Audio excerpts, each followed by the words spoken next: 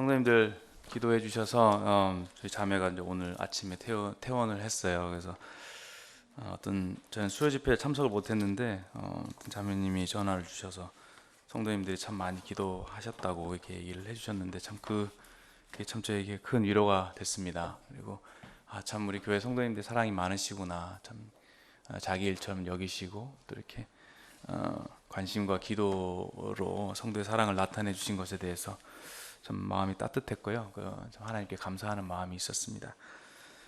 시간 관계상 빨리 말씀으로 들어가도록 하겠습니다. 요한복음 12장입니다. 오늘 말씀의 주제는 깨어진 옥합, 썩어진 미랄입니다. 깨어졌다, 옥합이 깨어졌다, 그리고 미랄이 썩어졌다. 두 가지, 썩어지고 깨어졌다라는 것은 희생을 좀 생각하게 하는 단어인 것 같습니다. 그래서 그리스도와 희생이라고 하는 주제를 가지고 오늘 특별히 희생의 차원에서 한번 생각을 해보고자 합니다. 요한복음 12장이 이제 어떻게 시작을 하냐면, 잘 아시다시피 우리 찬송 부르셨지만 그 베다니 문둥이 시몬의 집에 예수님 계실 때에 그 마리아가 주님께 향유를 붓는 그런 장면입니다. 여기 주님이 있었던 이 장소는 어디냐면은 10장 1절에 보면은 베다니라고 되어 있죠. 유월절 엿새 전이었습니다. 유월절은 예수님께서 십자가에 돌아가시는 때입니다. 약 일주일도 채 남지 않은 그러한 시간인 것이죠. 하나님의 때가 아주 가까이 와 있는 그 시점이었습니다. 이 앞에 11장 말씀 어떤 말씀이었죠? 죽은 나사로를 살리는 그런 장면이었습니다. 그 죽은 나사로가 살아난 이 소식이 많은 유대인들에게 퍼짐으로 인해서 많은 사람들이 예수님을 믿게 되고 그 죽은 나사로를 살려내시는 그런 장면을 통해서 예수님께서는 하나님의 아들이심을 증명해 보이셨고, 그로 인해서 참 하나님의 영광을 나타내 주셨습니다. 지난 시간 말씀 저도 이제 직접은 못 들었고 다시 한번 들었는데 너무 좋아하고 감동이 됐습니다.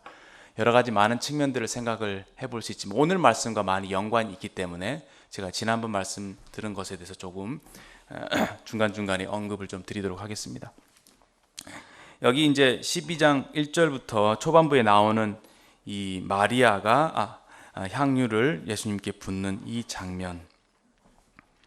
장면을 놓고 봤을 때에 이 사건은 과연 주님께 어떤 의미가 있을까? 한번 여러분 생각을 해보십시오.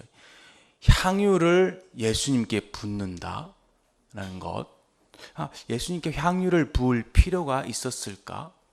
왜 마리아는 예수님께 향유를 부었을까? 이런 것들에 대해서 한번 다 예전에 많이 생각을 해보셨겠지만 한번 깊이 생각을 해보시기 바랍니다. 여튼 2절 말씀을 보시면 여기 이제 먼저 베다니라는 곳의 말씀을 좀 드리면은, 이 베다니는 약 한 5리 정도 예루살렘에서 떨어져 있는 곳이죠. 그러니까 지금으로 따지면은 5리면은 심리가 4km니까 그렇죠? 한 2km 정도 되나요? 굉장히 예루살렘과 가까이, 그 예루살렘 약간 외곽지에 있는 조그마한 산동네라고 제가 알고 있고요. 제가 알고 있는 성경 지식에 의하면은 좀 못 사는 동네라고 저는 알고 있습니다.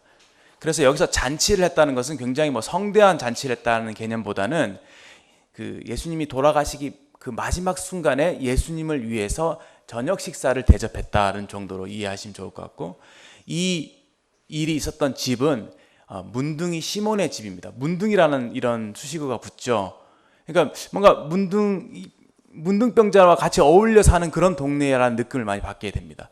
문둥이였으나 예수님께서 아마 낫게 해주셨던 그 시몬의 집이었던 것으로 이해가 되고, 그 동네에 나사로와 마르다와 마리아가 살고 있었던 거예요. 세 남매를 예수님께서 사랑하셨습니다. 그래서 11장 지난번 말씀을 보면 12장 초반절에 주께서 사랑하시는 자가 병들었나이다 라고 말할 정도로 주변에 있는 사람들은 예수님께서 나사로와 마르다와 마리아에게 특별한 사랑을 갖고 계신 것을 겉으로 봤을 때 다 알았다는 것이죠. 그러니까 예루살렘에 오실 때마다 그 베단이라고 하는 그 곳, 특별히 나사로의 집에 머무시면서 그들과 자주 얘기를 나누시고 그들에게 말씀하시고 어떤 여러 가지 방법으로 참 특별한 사랑을 예수님께서 표현하셨다고 저희들이 이해하고 있습니다. 그래서 11장 말씀을 보실 때에 마르다와 마리아의 마음 속에는 예수님에 대한 특별한 마음을 갖고 있는 거죠. 예수님 정말 우리 특별한 존재인 겁니다. 그래서 예수님이 간절히 나사로가 죽기 전에 오기를 바랬던 거예요. 그런데 예수님께서 일부러 3일 동안 더 지체하시죠. 나사로가 완전히 죽을 때까지 기다리셨습니다. 그런데 예수님께서 죽고 난 이후에 이제 오시게 되죠. 그때 이제 마르다가 먼저 나가서 예수님을 맞습니다.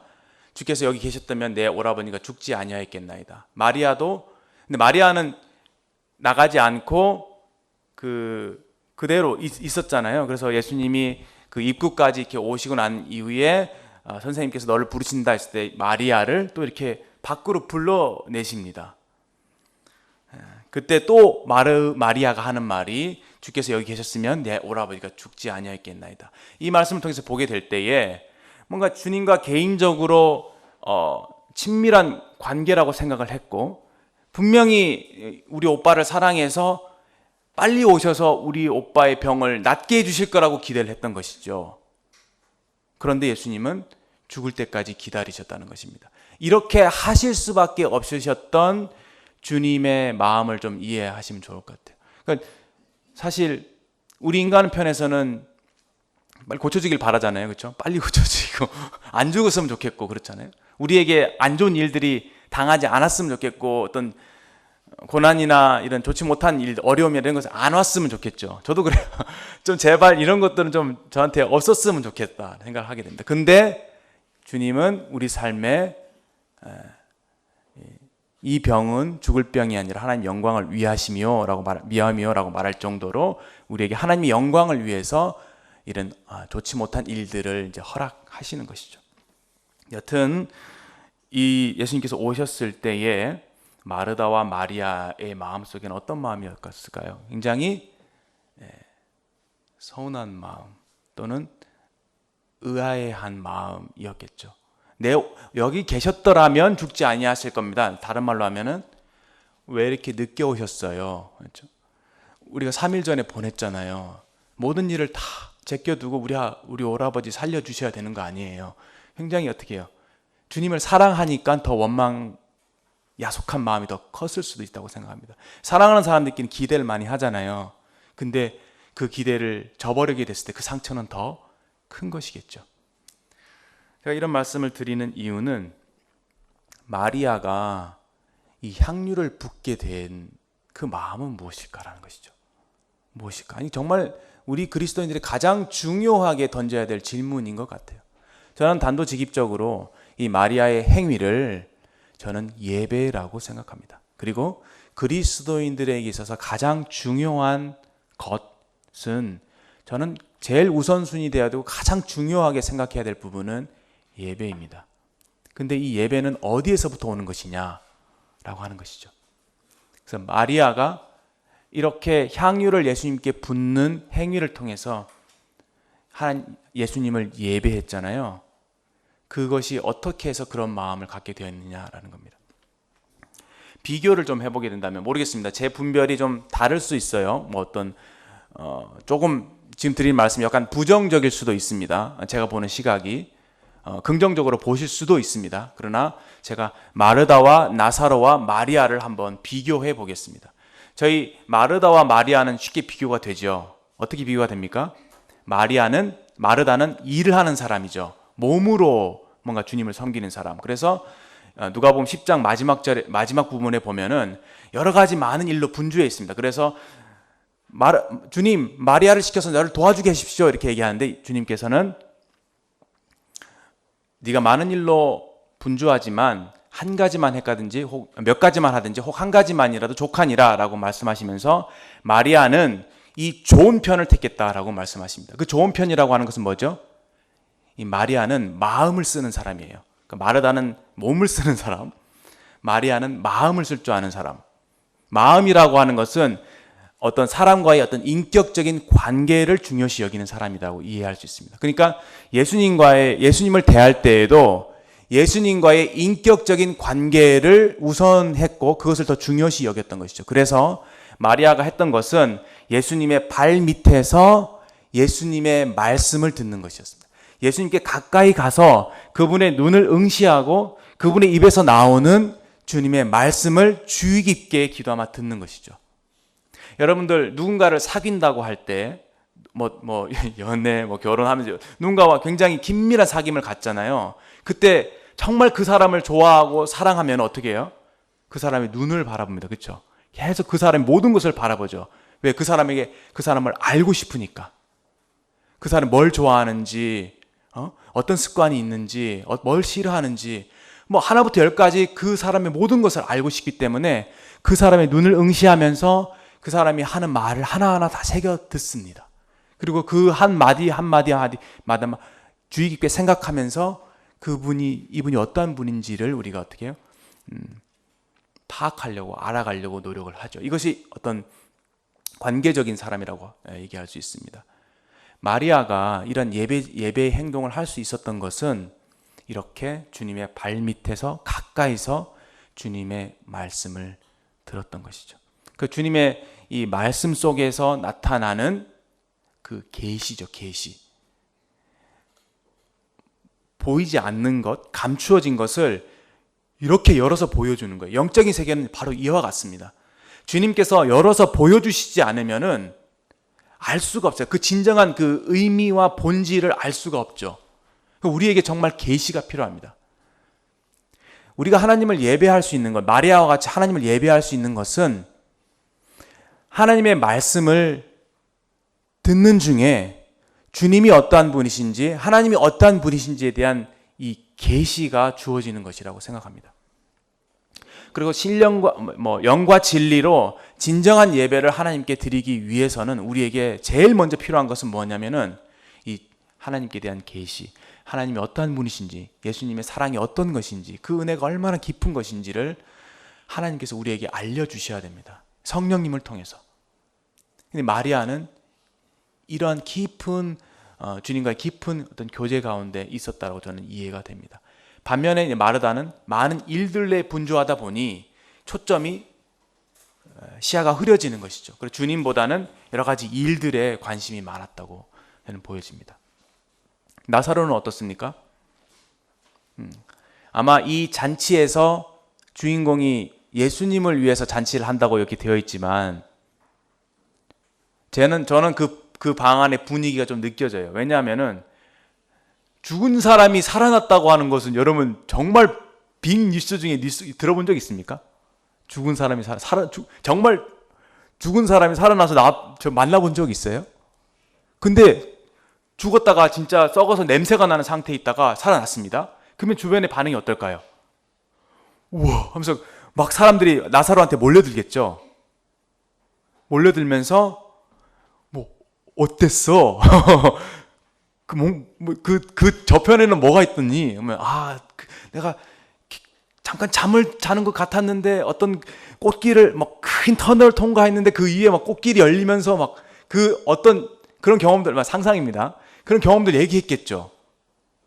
굉장히 궁금했을 거 아니에요. 그래서 비록 예수님을 모셔두고 사람들이 이렇게 주변에서 이제 식사를 하고 있지만 여기 말씀해 보면은 나사로는 예수와 함께 앉은 자 중에 이랬죠.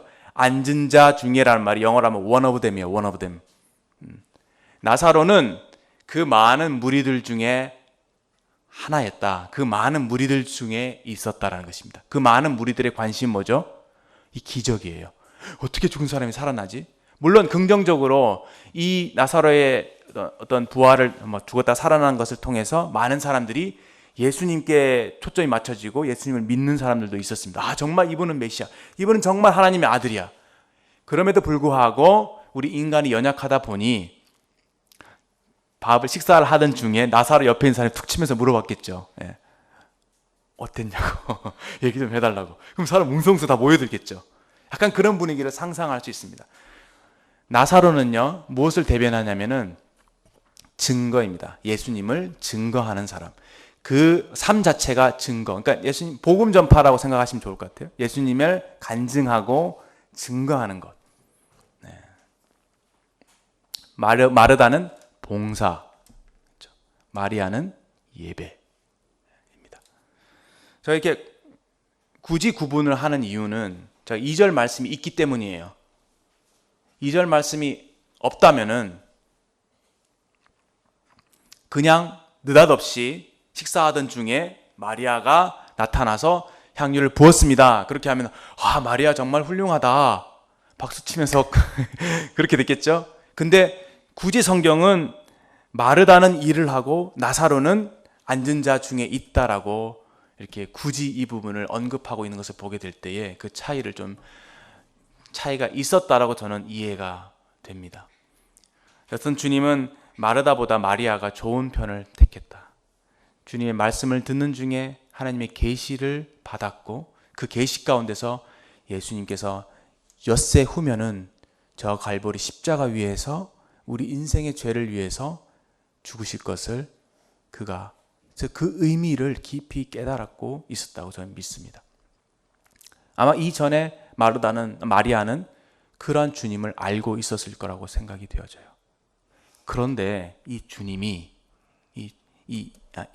마리아가 11장을 경험한 거예요. 나를 사랑하시는 주님, 그렇죠? 나를 사랑하셔서 선한 목자는 양들 위해 목숨을 버리거니와라고 말씀하신 것처럼 또 인자에 온 것은 섬김을 받으려 함이라 아니라 섬기려 하고 도리어 자기 목숨을 많은 사람에 대속물려 주려 함이니라라고 하는 그런 말씀을 마리아가 들을 때에 이분은 정말 메시아구나. 이건 정말 우리의 죄를 위해서 죽으실 분이구나. 이렇게 알고 있었습니다. 그런데 그리고 그 주님이 우리를 사랑하시는구나를 알았고요. 그런 주님을 사랑하고 있었어요. 그렇지. 이분은 우리를 죄에서 구원할 분이시지. 우리를 대신해서 죽을 분이시지. 이렇게 알고 있었는데 자기 오빠가 죽은 거예요. 그 상황 속에서 우리 오빠를 죽기 전에 이렇게 병을 낫게 해줄 수 있는 정도로 기대를 했었는데 완전히 죽은 것이죠. 근데 오셔서 하신 말씀, 나는 부활이요 생명이다. 이 참 엄청난 말씀. 여러분 외우세요. 외우시고 여러분 자신한테 설교하세요. 주님이 우리에게 말씀하십니다. 나는 부활이요 생명이다. 여러분들, 우리가 왜 살면서 두려워합니까? 성경에는 죽기를 무서워함으로 일생에 매여 종노릇하는 자라고 했습니다. 우리 인간이 궁극적으로 두려워하는 것은 죽음이에요. 그렇죠? 너 죽어? 그럼 무섭잖아요. 죽음이죠. 죽는 걸 두려워해요. 병이라면 왜 두려워요? 죽으니까. 두렵습니다. 일생에 매여 종노릇하는 죽음을 두려워하는 우리들인데 예수님께서 말씀하시죠. 내가 부활이고 생명이다. 이것이 복음입니다. 우리 주님이 복음이죠. 부활이요 생명이신 우리 주님. 나를 믿는 자는 죽어도 살겠고 무릇 살아서 나를 믿는 자는 영원히 죽지 아니하리라. 여러분들 이 말씀을 믿습니까? 예수님이 우리에게 물으십니다. 내가 이 말을 믿느냐? 여러분 정말 믿으신다면요, 여러분 스스로에게 이렇게 말씀해 보십시오. 나는 부활한다. 나는 부활한다. 엄청난 힘이 있죠. 그렇죠? 나는 부활이요 생명이니 나를 믿느냐? 나를 믿는 자는 죽어도 산다. 그러면 죽음을 이길 수가 있습니다. 여러분들 죽음을 앞에 두고 혹시 암에 걸려서 죽어가는 순간 침상에서 여러분들 하나님 앞에 이렇게 주님 앞에 이렇게 고백할 수 있다면, 주님은 부활이요 생명입니다. 제가 주님을 믿습니다. 그래서 저는 부활합니다. 이런 믿음의 고백을 할 수 있다면 얼마나 영광스럽습니까? 참 어마어마한 말씀 우리에게 해주셨습니다. 그리고 나사로야 나오라 라고 하는 그 말씀 한마디로 나사로를 살려내셨습니다. 우리에게도 그런 말씀으로 우리 영혼을 흑암 가운데서부터 빛으로 불러내 주셨죠.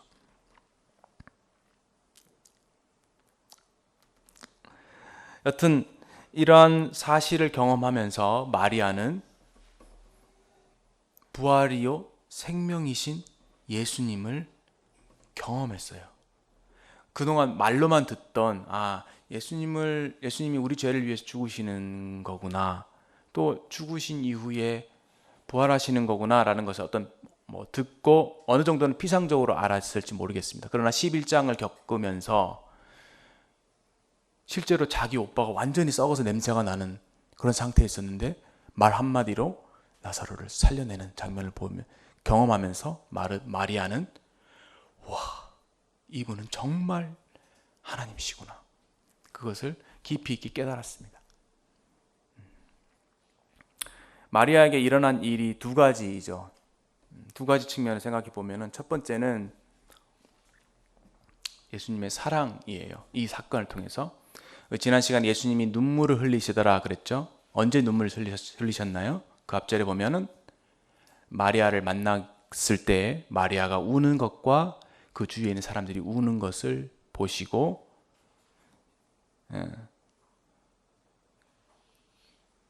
그렇죠? 여기시고 심령의 비통이 그렇죠. 비통이 여기서 불쌍히 여기서 그를 어디에 두느냐 이르되 주여 와서 보옵소서 하니 예수께서 눈물을 흘리시더라. 그 예수님이 눈물을 흘리시는 그 장면을 마리아가 보았겠죠. 얼마나 위로가 됐을까요? 그렇죠? 주님은 여기에서 저는 말씀을 가감하고 싶지 않습니다. 예수님은 인성이 충만하신 분이십니다. 100% 인간이시며 100% 하나님이십니다. 그래서 영적인 의미만을 생각하고 싶지 않아요. 예수님은 정말 우리를 동정하신 분이시고, 우리가 죄로 말미암아 죽음의 종로로 돼서 슬퍼하는 그 모습을 보시면서 깊이 동정하시는, 우리의 연약을 깊이 체휼하시는 그런 분이심을 저는 알게 됩니다. 예수님이 눈물을 흘리시는 장면을 볼 때 그 눈물에서 느껴지는 예수님의 진심, 정말 예수님이 우리를 사랑하시는구나, 그것을 마리아는 느꼈다고 생각을 합니다. 예수님의 눈물을 잊을 수 있을까요? 여러분, 예수님 우시는 거 보셨습니까? 근데 예수님이 나를 위해 우신다고 생각을 해보세요. 얼마나 감동적일까요? 그렇죠? 근데 예수님이 마리아를 위해서 우셨다, 사람들을 위해서 우셨다라고 하는 겁니다. 정말 이러한 주님은 정말 우리에게 따뜻한 주님으로 다가오는 것이죠. 마리아는 이러한 주님의 뜨거운 사랑을 알았죠. 두 번째는 뭐죠? 아까 말씀드린 대로 부활이요 생명이신 예수님에 대한 계시입니다. 이분은 하나님이시구나. 이분은 정말 생명의 본질이시구나, 본체이시구나. 말씀 한마디로 죽은 자를 얼마든지 살려내실 수 있는 분이시구나. 그래서 이분은 목숨을 다시 버리기도 하고 다시 얻을 수도 있는 권한을 갖고 계신 분이시구나. 이것을 깨달았을 거라고 생각됩니다.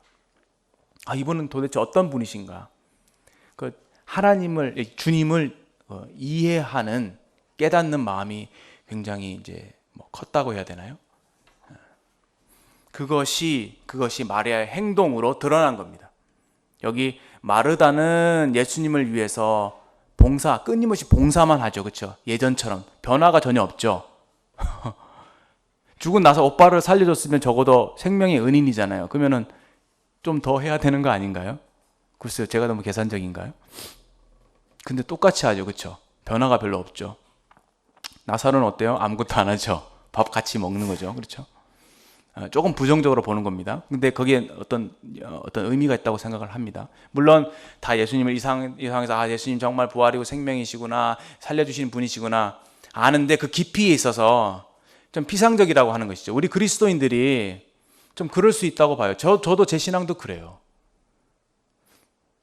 주님의 어떤 사랑, 주님의 은혜, 그 십자가, 이건 정말 엄청난 것인데도 불구하고 우리는 그만큼 마땅히 느껴야 될 만큼의 감동을 느끼지 못합니다. 마땅히 표현해야 할 만큼 감사를 표현하지 않습니다. 그것은 그만큼 못 깨닫기 때문이라고 저는 믿습니다. 그런데 왜 어떤 사람들은 자기 생명을 다 바쳐가면서 선교지에서 저렇게 희생하고 있습니까? 왜 차이가 뭘까요? 그만큼 주님을 아는 것이죠. 그만큼 하나님의 계시가 그에게 임한 것입니다. 물론 그런 어떤 주님께 대한 어떤 헌신의 마음을 제가 얘기하는 것이죠. 부르심이 다 다르기 때문에 다를 수 있겠지만, 마리아가 어떤 마음으로 이 향유를 들고 왔을까? 이 향유라고 하는 것은 300데나리온이죠. 300데나리온이면 1년 연봉이죠. 한 데나리온이 뭐 한 달 하루 품삯이니까 1년 연봉이면 우리나라 돈으로 얼마 정도 될까요? 연봉 얼마씩 받습니까? 예, 뭐 모르겠습니다. 4천만 원. 예. 맞나요? 그러니까 여기서 아마 여기서 그냥 하루 품삯이라 한다는 것은, 일당이라고 하는 것은 성인들, 건장한 남자를 얘기한 거니까. 근데 여자들은 그때 당 굉장히 천했죠. 천하게 여김을 받았단 말입니다. 그리고 여자들이 할 수 있는 직업들이 많지 않았겠죠. 그렇기 때문에 여성들이 벌 수 있는 돈도 그만큼 적었다고 생각을 한다면은 약 한 3년에서 5년 정도 열심히 일하면은 300데나리온 정도를 모을 수 있었을지 모르겠습니다. 한번 상상을 해보십시오. 왜 모았을까요? 돈을 왜 모았을까요? 주님을 위해서. 3년, 5년 전에는 주님을 알지 못했겠죠. 그러면 처음 모으기 시작할 때 목적이 다른 데 있었겠죠. 뭐였을까요? 결혼. 자금으로, 결혼 예물로 모았을 가능성이 굉장히 크다고 저는 봅니다. 아무튼 그것이 어떤 목적이었든 특별한 목적을 위해서, 소중한 목적을 위해서 그것을 준비해 두었던 거죠. 그렇죠? 나만의 보물 1호죠. 나의 모든 것. 여러분들에게 옥합은 무엇입니까? 정말 중요한 질문인 것 같아요. 내가 가장 소중하게 여기는 것이 무엇인가? 근데 이 가장 소중한 이것을 들고 나왔습니다.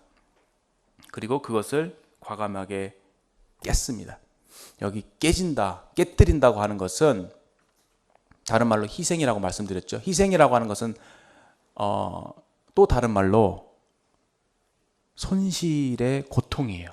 희생은 고통스럽죠. 300대나 내가 가장 소중하게 여겼던 옥합이잖아요.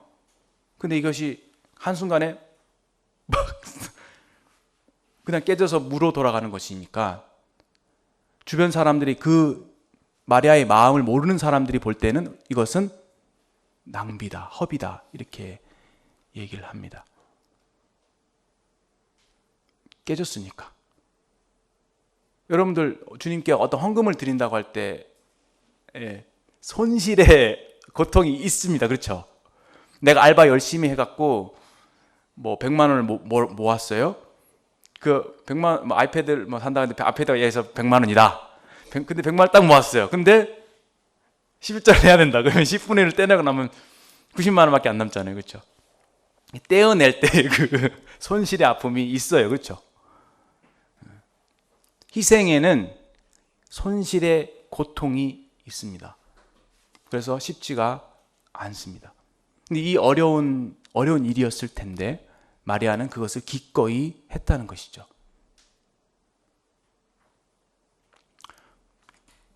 두 가지를 예배에 관해서 말씀을 드리면은, 아까 첫 번째는 뭐였죠? 예배는 계시가 필요하다고 했죠. 계시. 마리아는 계시가 있었다. 예수님을 정말 아는 사람이었다.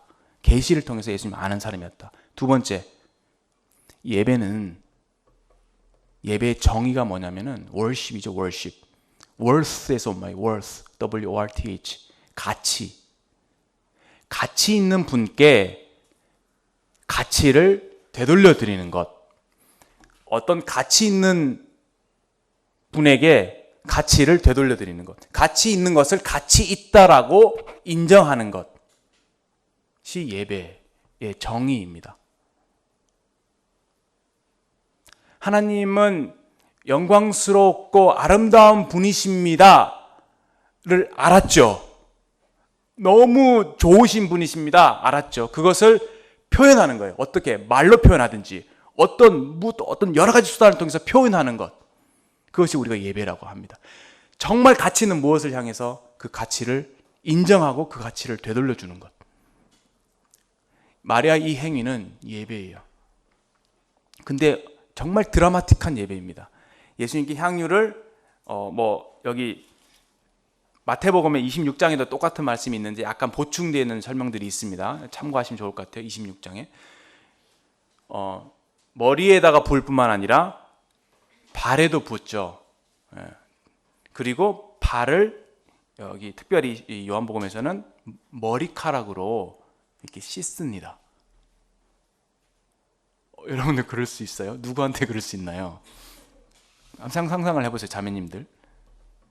여성에게서 머리라고 하는 것은 뭐죠? 가장 아름답고 어떻게 보면 여성들의 영광스러운 거잖아요. 아름다운 거, 가장 소중한 거, 몸의 신체에 있어서 어떤 면에서, 그렇죠? 그리고 사람의 머리라고 하는 것은 제일 위에 있는 것이니까 제일 소중하죠. 머리가 제일 소중하죠. 저도 머리가 제일 소중합니다. 머리가 남자들 머리 많이 머리 소중합니다. 머리카락으로 예수님의 발을 닦았다. 예수님의 가장 더럽고 추한 그것이 나의 가장 높은 것보다 더 위대합니다라는 표현이죠. 와, 그런 마음이 저는 너무 좋아요. 그렇죠? 마리아의 마음을 이해하시겠습니까? 이 주님이 어떤 분이, 마리아가 깨닫는 주님이 어떤 분이시기에 그것을 많은 사람들이 보는 앞에서 부끄럽지 않게 당당하게 나와서 자기의 소중한 옥합을 깨뜨릴 뿐만 아니라 자가 가장 소중하게 여기는 여인의 그 아름다움의 극치에 해당되는 머리로 예수님의 냄새나는 먼지 묻은 발을 씻었다. 주의 시선도 아랑곳하지 않고. 정말 아름답습니다. 정말 저는 마음에 그런 어떤 고통의 기도가 있어요. 내가 정말 주님을 그렇게 주님 정말 아름다운 분이시고 영광스럽고 가장 높으신 분이신데 제가 주님을 이와 같은 대우를 해드리고 있는지. 그래서 그런 기도 제목이에요. 좀 오면서 계속 기도하고 왔습니다. 하나님, 제게 마리아의 마음을 알게 해주십시오. 마리아가 주님을 그렇게 대했던 것처럼 그 마음을 제게도 알게 해주십시오. 여러분들, 저는 이런 게 우리의 기도 제목이라고 생각합니다. 주님을 섬기는 것은 이렇게 피상적으로 섬기는 것이 아니라고 생각해요. 피상적으로 섬긴 사람들은 이게 마리다와 이 나사로처럼 이런 예전과 똑같은 그런 삶을 반복하겠죠. 그냥 똑같이 교회에 나오고 그냥 똑같이 하던 대로 이렇게 합니다. 근데 정말 주님이 여기서 예배, 그러면서 좀 더 말씀을 진행한다면은 굉장히 앞으로 좀 시간을 많이 썼는데 이것에 대해서 주변에 특별히 여기는 가룟 유다라고 나와 있지만 제자들이 동조해서 왜 어떤 의사로 이것을 허비하느냐, 허비라고 하는 단어를 썼어요. 허비. 왜 허비라는 단어를 썼냐면은 이거 300데나리온에 팔아서 가난한 사람들에게 주면 이 향유의 가치를 좀 더 가치 있게 쓸 수 있지 않겠느냐라는 것이죠. 왜 가치 있습니까? 가난한 사람들에게 이익을 주는 거니까. 향유를 팔아서 가난한 사람들에게 주면은 많은 사람들이 이익을 얻을 수 있으니까 더 가치 있지 않느냐는 것이죠.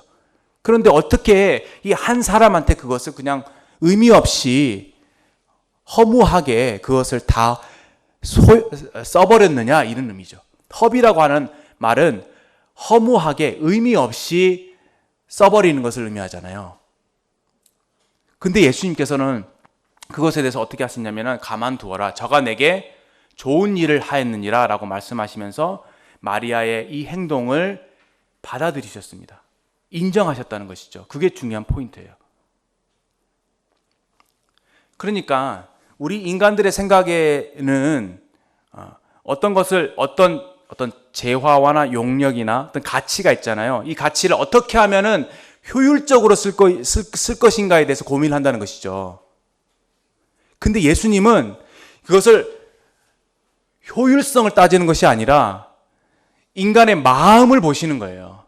예수님께서 그 향유를 예수님께서 향유를 받으시면서 마리아의 마음에서부터 우러나오는 예배를 받으신 겁니다.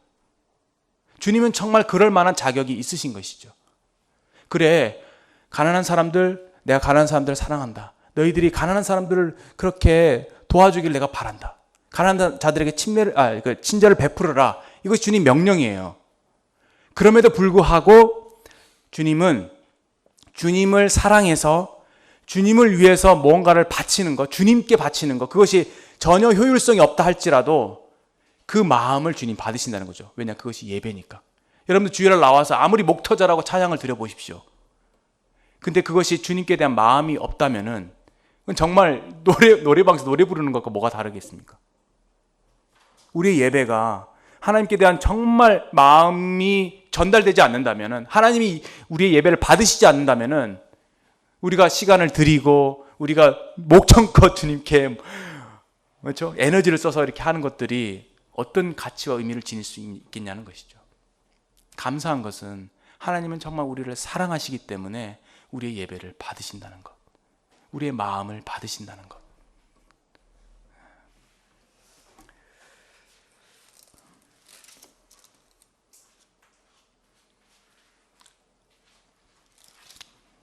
주님이 또 말씀하셨습니다. 가난한 자들은 너희와 항상 함께 있거니와 나는 항상 함께 있지 아니하니라. 주님께서 가난한 사람들을 돕는 일에 대해서 무시하신 것이 절대 아닙니다. 가난한 사람들 계속 너희들이 평생 동안 돕도록 돕고 살아라 말씀하시면서, 그러나 나는 너희와 항상 함께 있지 못한다. 예수님 엿새 오면 어떻게 돼요? 십자가에 돌아가시잖아요. 많은 사람들에게 옷 벗김을 당하시고, 그렇죠? 십자가 높은 곳에서 못이 박히시고 피를 다 흘리시고 고난과 저주를 받으시면서 죽으십니다. 그 주님의 마음이 어떠셨어요? 주님이 하나님 앞에 기도하시죠. 내 마음이 이렇게 민망합니다. 주님, 이때를 면하게 해주십시오. 주님이 참 고민하고 슬퍼하셨죠. 겟세마네 동산에서. 주님의 마음이 참 뒤에도 보면은 내 마음이 괴로우니 무슨 말 하리요. 27절에 아버지여 나를 구원하여 이때를 면하게 하여 주옵소서. 그러나 내가 이를 위하여 이때에 왔나이다. 이 주님의 심정은 이런 심정입니다. 결코 쉬운 일이 아니었죠.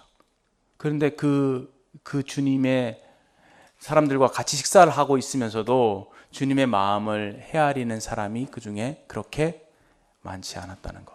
그러나 마리아는 이 주님의 마음을 알고 있었어요. 왜? 그동안 주님 발밑에서 들었던 그 주님의 진심, 주님 마음속에 있는 그 고민, 그것들에 대해서 들으면서 정말 주님이 십자가에 가진 의미가 무엇인지, 내가 아버지의 뜻을 행하러 왔다. 내가 아버지의 뜻을 받들어서 너희 인생들 위해서 죽는다.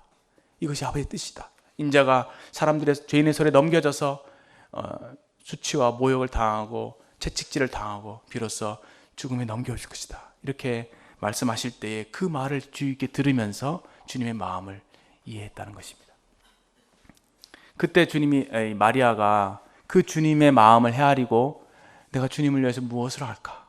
내가 이 소중한 주님을 이제 떠나가실 텐데 내가 주님을 위해서 무엇을 할까 고민했을 것입니다. 근데 뭔가 정말 주체할 수 없는, 그렇죠?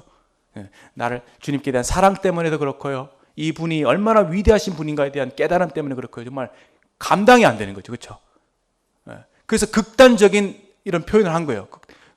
가장 소중한 옥합을 깨뜨리고 머리로 씻고 극단적인 행동을 할 수밖에 없는 것은 그 마음이 극단적인 그런 감정이, 깨달음이 있었던 겁니다.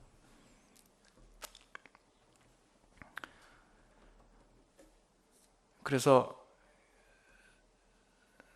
주님은 그 마리아의 마음을 아시고 그걸 받으셨고요. 저가 내게 좋은 일을 했다고 하실 뿐만 아니라 이는 나의 장사를 위해서 준비했다라는 겁니다. 그러니까 의미를 부여하셨어요. 옥합을 깨뜨리는 것이 무의미한 일이 아니야. 이 여인은 나의 장사를 생각하고 이것을 한 거야 라는 것이죠. 보통 예수님 부활하신 날 아침 몇 여인들이 옥합을 가지고 왔죠. 예수님의 시체가 썩는 냄새가 나니까 그 시체에 부으려고. 근데 예수님께서 부활하시고 계시지 않았습니다. 그렇죠? 때를 놓친 거예요. 근데 이 마리아는 타이밍이 적절했죠. 부을 수 있을 때 부어드린 겁니다. 예수님께 드릴 수 있었을 때 드린 거고 예수님 그것을 받으셨죠.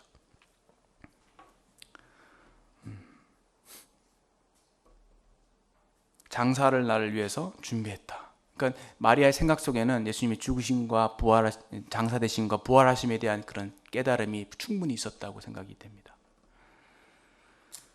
그리고 그렇게 하고 난 이후에 주님이 하신 말씀이 복음이 전파되는 곳에는 이 여자의 행한 일도 말하여 저를 기념하리라. 이렇게 이제 마태복음이나 다른 공간복음이 이렇게 되어 있죠.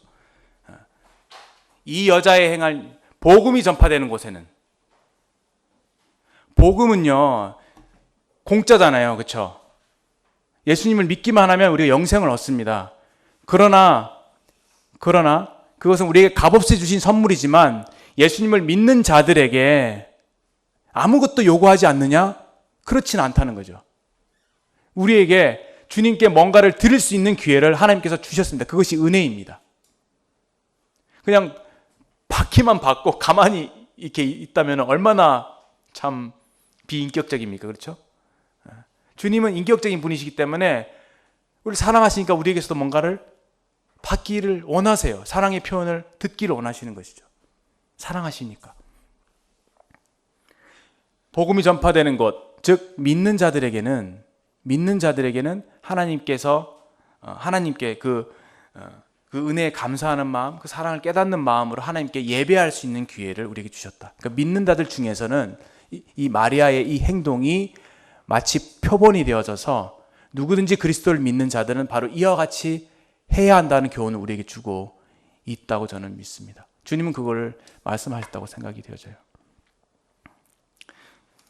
우리 찬송가 중에서 웬 말인가 날 위하여 있죠. 웬 말인가 날 위하여.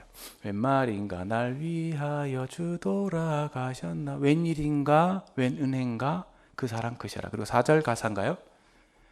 늘 울어도 눈물로써 못 갚을 줄 알아 몸밖에 드릴 것 없으니 이 몸 바칩니다. 그렇게 되어 있죠. 내가 처음에 여러분들의 옥합은 무엇입니까? 제가 말씀을 드렸죠. 여러분들의 가장 소중한 것은 무엇입니까? 그것은 뭐 시간이 될 수도 있겠고, 돈이 될 수도 있겠고, 여러분들의 뭐 젊음이 될 수도 있겠고, 내 몸 제일 소중한 것이죠. 그래서 이 찬송가 작자는 그렇게 얘기하죠. 눈물 아무리 많이 흘리고 감사합니다 아무리 해도 받은 은혜가 너무 크니까 너무 감당이 안 되는 것이죠. 너무 미안한 것이죠. 큰 은혜의 복을 다 받았는데 내가 주님께 드리는 것이 너무 작으니까. 그래서 눈물 아무리 흘려도 이거는 갚을 수 없다는 것을 깨달은 찬송가 작자가, 그럼 제가 주님 형제의 귀한 몸 날 위하여 버리신 그 사랑 고마워라. 내 머리 주 앞에 조아려서 하는 말이 나 무엇 주님께 드리리까? 이렇게 고백하죠. 주님, 내가 주님께 무엇을 드릴 수 있겠습니까? 이렇게 고백합니다. 글쎄 그때 웬 말인가 그 찬송 작자는 몸밖에 드릴 것 없어 이 몸 바칩니다. 이렇게 되어 있습니다. 여러분들 예배라고 하는 것은 주일날 나와서 마이크 잡고 몇 마디 하는 것, 물론 우리의 입술의 열매를 통해서 주님이 영광을 받으시고 찬양을 통해서도 받으십니다. 그러나 기본적으로 예배라고 얘기할 때는 가장 소중한 것을 드려야 예배라고 할 수 있습니다. 왜? 우리에게 예배를 받으시는 분이 가장 소중한 분이시니까. 가장 소중한 것을 바쳐야만이 비로소 예배라고 할 수 있는 것이지, 위층에 그냥 앉아갖고 찬송 몇 곡 부르고 기도 미사여구 섞어서 마이크 잡고 기도 몇 마디 했다고 해서 그것이 예배가 될 수 있다고 생각하지 않습니다.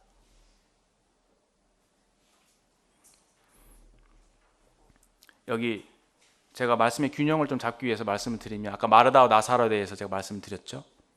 우리가 하는 봉사나 복음 전파나 이런 것들이 다 필요한 것입니다. 그러나 이 말씀에서 우리에게 주시고 있는 교훈은 모든 하나님을 향한 섬김의 중심과 시작은 예배가 되어야 한다는 것입니다. 마리아와 같은 마음으로 마르다와 같은 봉사를 해야 된다는 것이죠. 마리아와 같은 마음이 없는 상태에서 봉사가 되면은 원망과 교만과 나를 내세우기 위한 것이 될 수가 있죠. 복음을 전할 때에도 복음을 막 신나게 전해놓고 구원받으면은 내가 높아지는 것이죠. 그러나 정말 하나님의 은혜의 깊은 깨달음과 사랑 가운데서 그런 일을 행하게 될 때는 오직 영광을 하나님께만 돌리게 될 수밖에 없습니다. 그냥 주님, 저는 무익한 종입니다. 은혜 받은 대로 그냥 하나님께 돌려드린 것 뿐입니다. 이런 기회를 주셔서 감사합니다. 이렇게 얘기하는 것이죠. 우리의 이 교회 안에서 섬김이 왜 이런 잡음이 많고 원망이 많고 그럴 수가 그렇게 됩니까? 예배를 잃어버렸기 때문이에요. 예수님이 얼마나 소중한 분이신지 모르기 때문에 그렇습니다. 그래서 여러분도 혹시 뭐 이번에 여름 성경학교도 하고 뭐 교회 안에서 많은 성빈들이 있으시죠. 예배하는 마음으로 그 모든 성빈들을 하시기를 바라는 마음이 있습니다. 주님, 다시 말해서 주님은 최선의 것을, 최상의 것을 받으셔야만 하는 분이십니다. 그래서 내가 내 최선을 드립니다. 이런 것이죠. 주님, 저희 물질을 드릴 때에도 11조를 하거나 헌금을 드릴 때에도 주님은 최고를 받으셔야 합니다. 제가 내 마음을 다해서 이것을 드립니다. 그런 마음으로 우리가 물질도 드리고 봉사도 하고 모든 섬김들을 해야 된다. 이렇게 이해가 됩니다.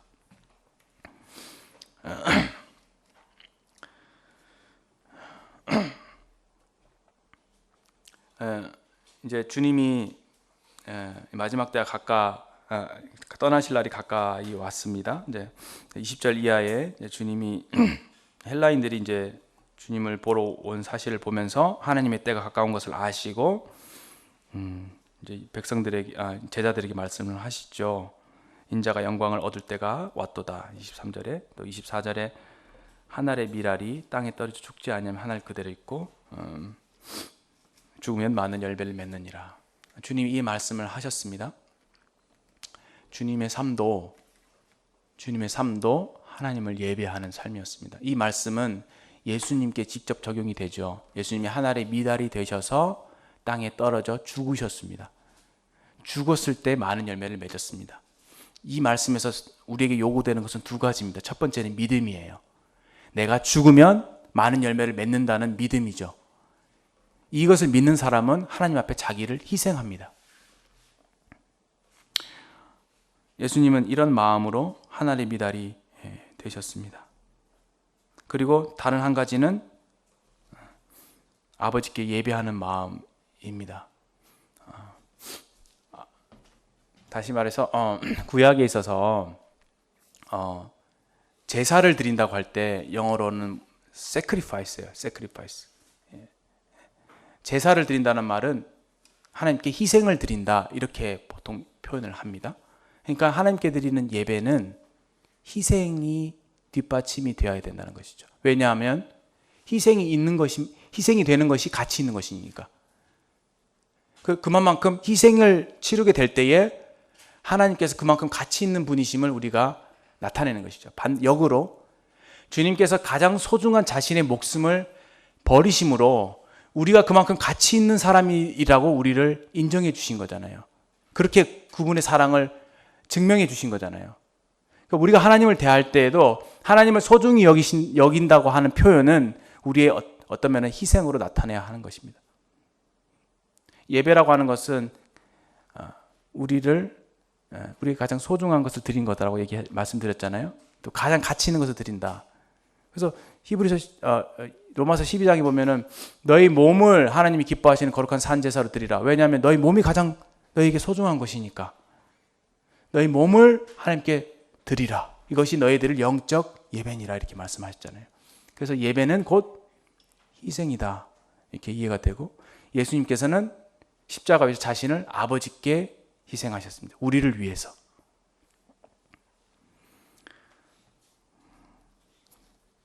그리고 이제 주님이 자기의 생명을 사랑하는 자는 잃어버릴 것이요 라고 말씀하시면서 예수님께서 적용된 이 한 알의 밀알의 원리를 우리에게, 특히 제자들에게 적용하셨습니다. 너희들이 26절에 보면 사람이 나를 섬기는 나를 따르라. 제자도에 대한 말씀이죠. 다시 말해서 예수님께서 이 땅에 오셔서 한 알의 밀알이 되신 것처럼 나를 따르는 자, 우리 제자들 된 우리 성도님들은 예수님의 그 본을 쫓아서 어떻게 해요? 우리 삶을 희생할 수 있어야 된다는 것이죠. 우리가 희생할 때만이 많은 열매를 맺습니다. 여기에는 믿음이 필요합니다. 하나님께서 우리 희생을 통해서 많은 열매를 맺으실 것을. 짐 엘리엇 기억하시죠? 짐 엘리엇. 맞죠? 짐 엘리엇. 네. 그냥 순교 당했잖아요. 젊은 나이에. 근데 그 죽은 그 그가 죽은 이후에 더 많은 선교의 붐이 일어나서 그 에콰도르 지역에 복음화되고 그렇죠? 그 열매들이 나타났죠. 하나님 분명히 이 약속을 지키셨죠. 세데반이 한 알이 미달에 죽었죠. 그랬을 때 더 많은 열매를 맺게 되었죠. 주님을 따라간다고 하는 것은 저는 주님께 대한 희생이라고 생각을 합니다. 그렇게 우리를 여기 보면 나를 섬기려면 나를 따르라. 주님처럼 우리가 아버지께 우리 자신의 가장 소중한 것들을 희생해서 드리는 그런 삶이 되어야 한다 이렇게 말씀하고 계십니다. 그때 사람이 나를 섬기면 아버지께서 그를 귀히 여기시리라 이렇게 말씀하고 계십니다. 정말 주님을 섬기기를 원하십니까? 우리 정말 우리를 사랑하신 주님, 우리를 소중히 여겨서 그 자신의 목숨과도 바꾸신 주님이시잖아요. 이 사랑을 저희들이 알기를 원하고 그 마땅히 그분께 그러한 우리가 대우를 예배로서 해드릴 수 있으면 좋겠다 생각이 되어졌습니다. 주 달려 죽은 십자가라고 하는 찬양을 마지막으로 언급을 좀 하겠습니다. 온 세상 만물 4절에 보면은 다 가져도 주 은혜 못다 갚겠네 이렇게 돼 있죠. 이 세상 만물을 다 가져도 다 준다고 해도 그것으로 그 은혜를 다 갚을 수 없다. 그 사랑을 다 갚을 수 없다고 얘기하고 있습니다. 놀라운 사랑 받은 나 그렇죠? 몸으로 제물 삼겠네. 내 몸으로 하나님께 제물을 삼아 드립니다. 이렇게 되어 있습니다. 우리의 가장 소중한 우리 인생을 주님께 드릴 수 있으면 좋겠습니다. 순종으로. 그럴 때 주님께서 아버지께서 영광을 받으실 거라고 생각이 되어집니다. 기도하고 마치시겠습니다. 참 아름다우신 주님, 이렇게 소중하신 주님께서 참 자신의 소중한 목숨을 우리를 위해서 우리의 대속제물로 드리신 사실을 생각하며 참 얼마나 우리 주님께서 우리를 사랑하셨는지를 저희들이 조금이나마 깨닫게 됩니다. 이렇게 아버지께 참 자신을 또한 드리신 우리 주님을 저희들이 본받아서 우리도 참 주님께 가장 소중한 것들을 드리기를 원합니다. 우리의 참 인생, 우리의 젊음, 우리의 시간, 우리의 소중히 여기는 모든 것들을 아버지께 참 드리기를 원합니다. 주님께서 저희들을 받아주시고 이러한 예배를 통해서 주님을 참 영광스럽게 해드리고 더 주님께 기쁨을 드리기를 원합니다.